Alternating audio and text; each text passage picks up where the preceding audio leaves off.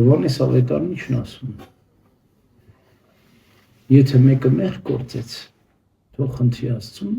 եւ Աստված կների։ Ես չեմ ասում մահացու մեղք գործելու մասին, ասում է Հովհաննես Ավետարանը։ Դրա համար չեմ ասում, որ խնդրես, այլ ասում եմ հասարակ գործած մեղք։ Ինչու ենք մենք զադորոշում մահացու մեղքեր։ Եվ մանր նույնը սխալն է, Տաթևացին դրան կոչում է փոշոտեսակ մեղքեր։ Հա։ Որտեղ մահացու մեղքը մահ է պատճառում մարդու։ Իսկ մանր նույնը սխալները փոշոտեսակ ներելի մեղքերը մարդու մահ չեն պատճառում։ Հիմա մենք աշխարհում ապրելով, եթե մենք ուզում ենք Աստծուց տրված մեր կյանքը Աստծո վայելել, դի մեծ մեղքից հեռու լինենք։ Անկամ մեր աշխարհիկ վայելքները, հաճույքները ինքնին զուսպ պետք է լինեն։ Մեղք չպետք է լինի մեջը։ Հա։ Օրինակ ես միշտ հիշում եմ փոքրուց իմ հայրը մեզ տանում էր Հրազդան ստադիոն, մենք ֆուտբոլ ենք նայում։ Փոքր ենք մենք երեխա ենք, հիմա այդքան չեմ հիշում ինչ ենք նայում, բայց երևույթը։ Բայց հիմա ֆուտբոլը մարդիկ մինչև խաղադրույք չանեն չեն նայում։ Այսինքն տեսեք, բարձ հասարակ ամեն զբաղմունք է, չէ՞։ Աշխարհի խաղերն են, ասենք։ Վայելենք, նայեք, կամ անգամ գնացեք, հասեք Ամերիկա, կենթանի նայեք, ինչ է։ Դրա մեջ ես ոչ մի մեղք չեմ տեսնում։ Բայց խաղադրույքները, բայց ընկնել այդ ազարտի մեջ, հա, չափից ավելը անելը այս է մեղքը։ Ամեն ինչի սահման պետք է լինի։ Մենք պետք է գտնենք այդ սահմանը, որ Աստված մեզ թույլ է տվել վայելելու եւ վերադառնանք աղոթքի։ Հա։ Դրա ամեն ինչ մտքի մեջ այլ է ամբողջ։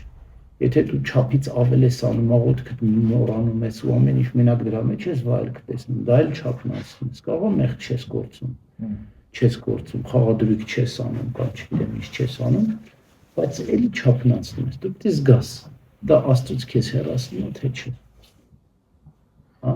Դու ինքդ պետք է կարգավորես աշխարհիկ բաներից վերցնելու։ Պողոս առաքյալ դրա մասին գեղեցիկ սկզբունքն ասում է. ունեցեք, որպես թե վայելել չեք։ Հա, որտեղ այս աշխարհը ինչպեսին կա, քեն վերանալու է գնա։ Տեսեք ծաղիկի օրինակը, չէ՞։ Ծաղիկը ինչի համար է։ Գեղեցկության եւ հոտի համար, չէ՞։ Երկու բանում է ծաղիկը։ Բուրմունք, մարդու մասին է դրա խոսքը, հա։ Բուրմունք եւ գեղեցկություն։ Մեղուների համար նեկտարի մեղր պատրաստելու համար, չէ։ Բայց մենք տեսիք չենք անում ծաղիկը, պոկում ենք, հա, դնում ենք ջրի մեջ 3-4 օր մնում է, ասենք, ու անում գցում ենք։ Աստորեն մենք ծաղիկի ոչ հոտը վայելեցինք, ոչ էլ տեսքը վայելեցինք, բայց եթե ինքը մնար բնության մեջ, մենք երկար կապրեր, եւ մենք երկար կվայելենք, ճիշտ է, այսպես էլ այս աշխարհում Եվ անգամ տեսեք մեղուն ինչքան իմաստուն է, որ դի մեղվից մենք սովորենք։ Ծաղիկին ինքը չի վնասում։ Ինքը գնում է նեկտարն է վերցնում, ինքան նուրբ է վերցնում, դա կնջիթս է մտցնում, այն առեջը թերթիկները անգամ չի վնասում։ Կնջիթով նեկտարը հանում է ու թողնում է, որ մյուս օրն էլ նեկտար լինի, հետո էլ գնա էլի կվերցնի, ինքան կվերցնի ծաղիկից նեկտար, մինչև ծաղիկը իր ժամանակը անցկացնի։ Այսպես էլ մենք մեղվից պիտի սովորենք։